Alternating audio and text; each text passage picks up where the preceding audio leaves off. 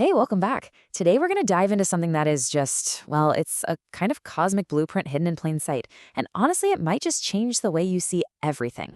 All right, let's start with a question I think literally everyone has asked at some point. Maybe as a kid, maybe just last week. What was actually there before the beginning? And, the simple answer, the one we all jump to, is God. God was there, and of course, that's true. But what if that's not the whole story?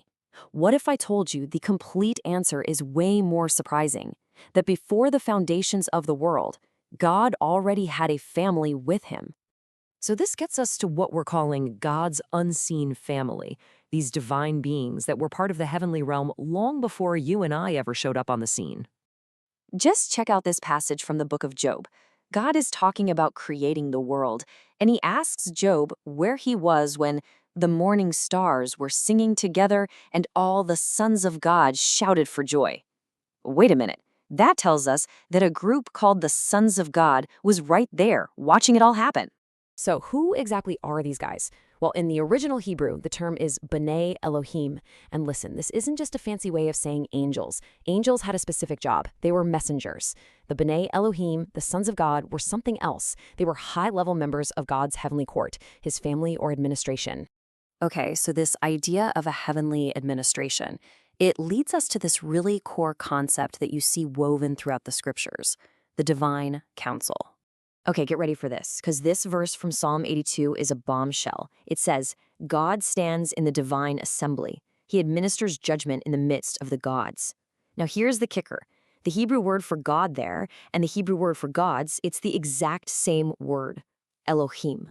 And look, you don't have to be a Hebrew scholar to get this. The grammar actually makes it super clear. The first time we see Elohim, it's the subject of a singular verb, stands. So that's one being, the God of Israel. But the second Elohim comes after the phrase in the midst of, which, demands a plural. You can't be in the middle of just one person. So you have the singular God presiding over a group of plural Elohim. Wow. Now, I know what you're probably thinking, because I thought it too. This brings up some pretty big questions. It sounds kind of weird, right? Maybe even a little off. So let's just tackle those tough questions head on. Let's hit the biggest one first. Does having a council of gods, of Elohim, mean the Bible is secretly teaching polytheism? The worship of many gods? The answer is a hard no. And the entire key is to understand that the word Elohim didn't work for them the way the word God works for us. We think of God as being about a set of unique attributes, like being all-powerful. But for the biblical writers, Elohim was a term for a place of residence. It just meant any being that belongs to the spiritual, non-physical world. It's less about what you are and more about where you're from. And you see this all over the Bible. The word Elohim gets used for a whole range of beings. For Yahweh, the God of Israel, yes. For members of his council, yes. But also for the gods of foreign nations, for demons, even for the disembodied spirit of the prophet Samuel when he's called up from the dead. I mean, come on, no way did an ancient Israelite think all of those beings were equal. So here's the bottom line. The biblical writers knew other Elohim existed. But, and this is a huge but, they were absolutely 100% clear that Yahweh, the God of Israel, was in a category all by himself. He was utterly unique, totally incomparable. Not one of the other Elohim was anything like him. Okay, next big question. Let's jump to the New Testament. If there are these other sons of God running around in the heavenly places, then how can Jesus be the only begotten son? Well, this all comes down to a classic case of, translation. The Greek word here is monogenes, and for centuries we thought it meant only born, but it doesn't. It's made of two words, monos, which means only, and genos, which means kind or class. So it literally means one of a kind or unique in its class.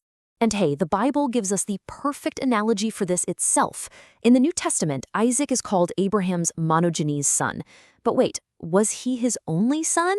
No, Abraham had Ishmael first. Isaac was his unique, his one-of-a-kind son of the covenant promise. It's the same thing with Jesus. He is God's unique son in a class all his own, completely distinct from any other son of God. Okay, so heavenly councils, sons of God, what does any of this have to do with us?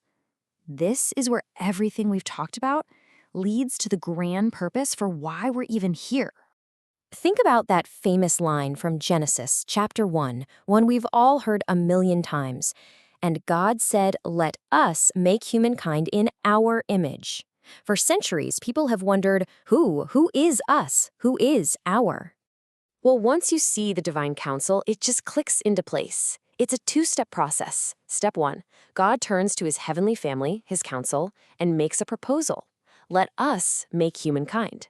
But then look at step 2, the very next verse. It immediately switches to the singular. So God created. The council was there, they were addressed, but God, and God alone, did the creating. So what does it even mean to be made in our image, the image of these heavenly beings?